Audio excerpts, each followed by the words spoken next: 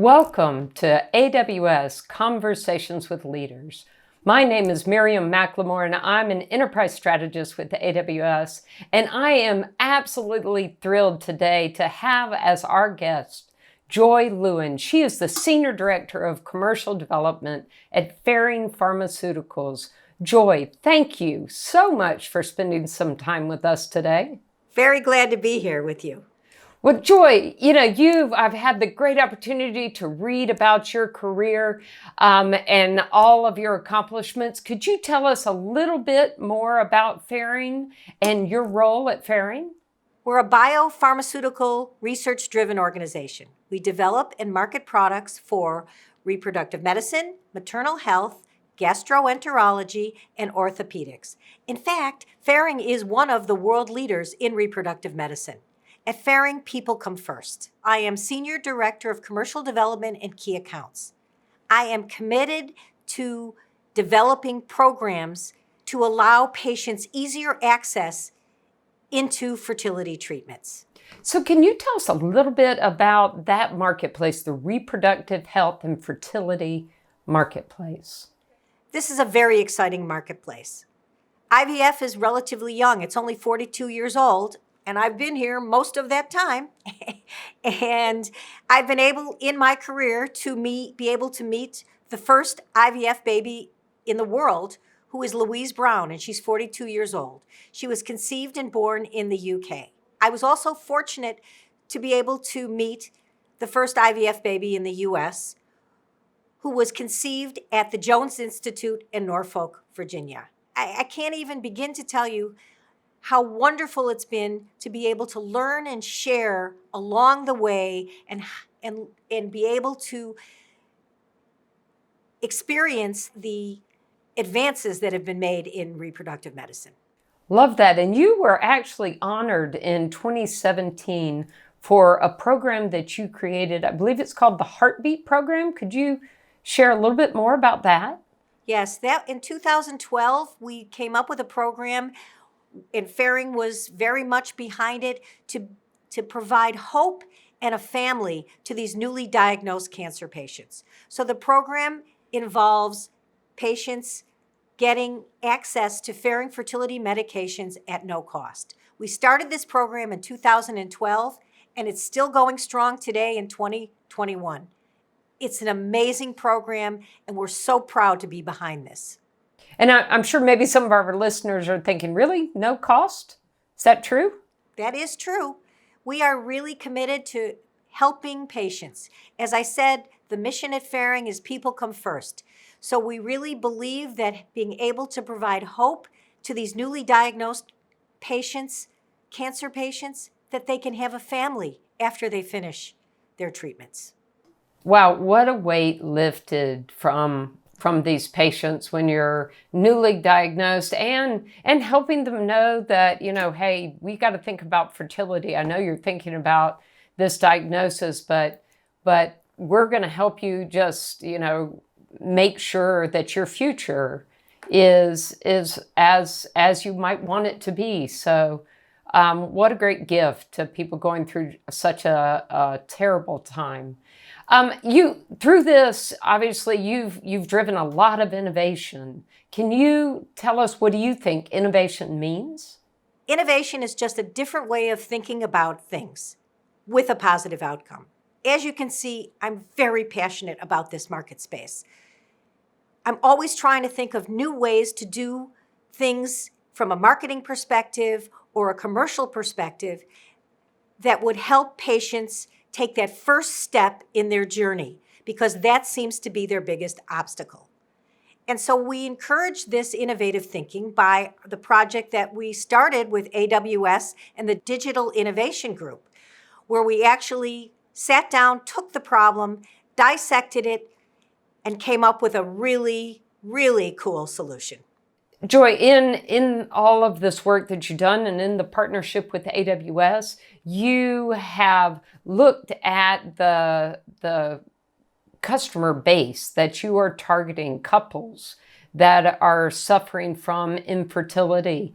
Can you walk us through the numbers and the outreach that you're trying to get in the target audience you're trying to speak to? In the US, there are 6.5 million people that could probably benefit by some fertility treatments. So the way the numbers look is, so in this market space, there's 6.5 million because it's 1 in every 8 couples. So what happens from there? So at any given time, there's 2.2 million who are trying to conceive. Of that 2.2 million, 800,000 of them will be going to their OB-GYN or their family practitioner and able to conceive. So that leaves 1.4 million people.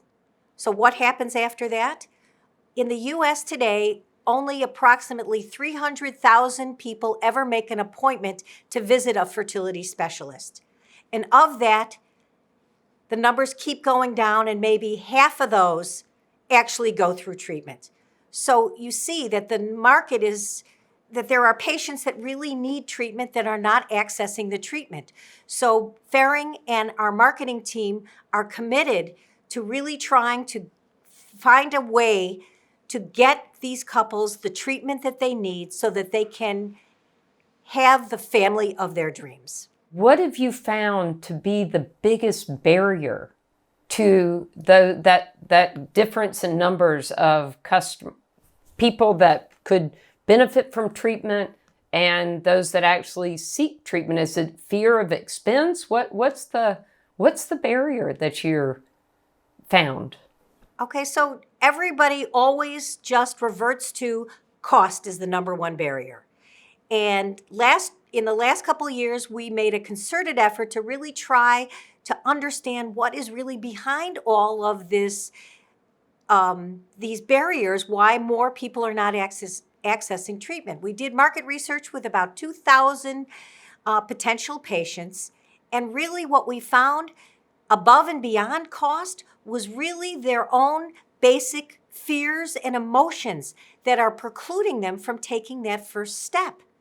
So we took that data that we knew from the market research, brought it with us to our AWS Digital Innovation Workshop, and started to begin to problem solve how can we help these people take that first step. So, Joy, you mentioned this digital innovation workshop that AWS leads, and I've had the great opportunity to be a part of those kind of workshops, and that really starts with a customer problem statement, and then we work backwards from that to truly understand, as you rightly described, what is the real problem that needs to be addressed to enable us to do the customer value saving, reach more people with treatment that can add value to their lives. What was your learning coming through that workshop? I loved the process because it was so different, and it really made us sit down and think, what are we doing here and what are we trying to accomplish? And I think the lightning rod experience, my aha moment, was let's stop focusing on cost and let's really speak to the emotional burden that these women couples have that preclude them from taking that first step. And so that's how we began to process this with this multidisciplinary group of all these different people around the table and going through the working backwards process, which really was eye-opening for most of us sitting around the table. I love that. So let's jump into the program. Can you tell us a little bit about the first step that you guys took? Once you got these insights, you developed a program, and then you kind of started piloting. Tell us about that. Well, I think the first step was, as I said, we focused and recognized the emotional burden. So then it was like, what can we do to help patients take that first step? So the first iteration of Fertility House Calls 1.0 was that we would, working together with AWS, Slalom as our partner to build the digital platform, and a local clinic in Denver, Colorado. And the program then we decided should be Fertility House Calls, where the clinic would send out a nurse and a financial counselor to sit down with the couple and discuss with very personalized approach what their treatment options could be. The goal was to make it a much easier process. So we rolled this out in January of 2020, and then all of a sudden, March, COVID hit, put on the brakes. So then what did we do? We went back to the drawing board, and we were able to leverage what we'd already invested in building the platform. We were able to take advantage of the acceptance of these virtual telehealth consults.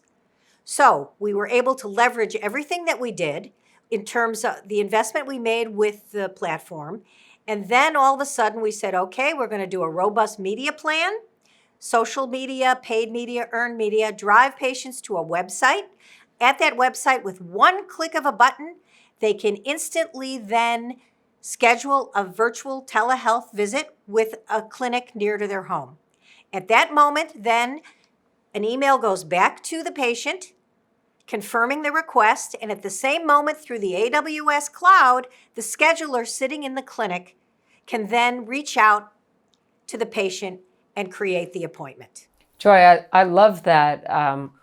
Just coming up with a concept of house calls in today's world, but then also being able to so quickly pivot that given the complexities of COVID, and actually probably reach a much broader audience than you may have been previously able to with what we traditionally think of a house call, having to go to someone. Is that what you've seen? Because your original target was reach more people. Has this crisis actually created some value for you in that way? So basically, we rolled out the program November 9. We started in 8 key markets, and now we're currently in 12 markets, and we have over 100 clinic networks and clinic groups on the site with over 275 individual locations. I mean, it's amazing. And in February, we hit 1,000 patient appointment requests. I mean, we were like, we're so excited with the success that we're having. I mean, now we're in 12 markets, and we plan to roll the program out throughout the United States by the end of September.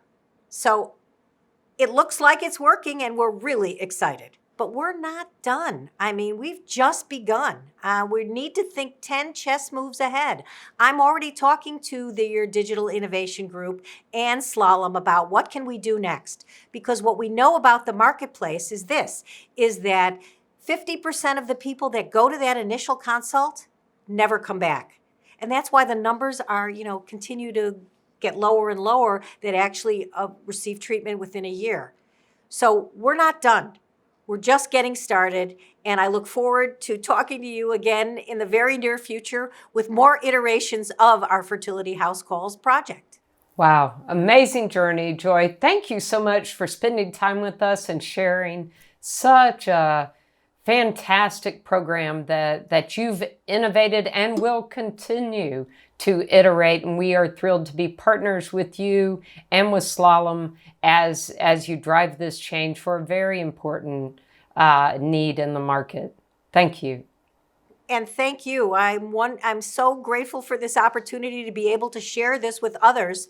And, in my head, you think about technology and you think about these digital solutions. But I think the thing that AWS continued to drive us and bring us back, reel us back in, keeping the customer in the center of everything. The patient is at the heart of everything we do.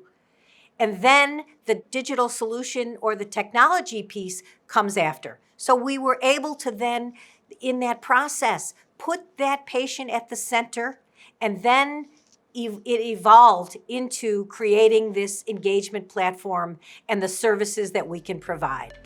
Like I said, we've only just begun. Thank you. Well, cheers to you. Thank you.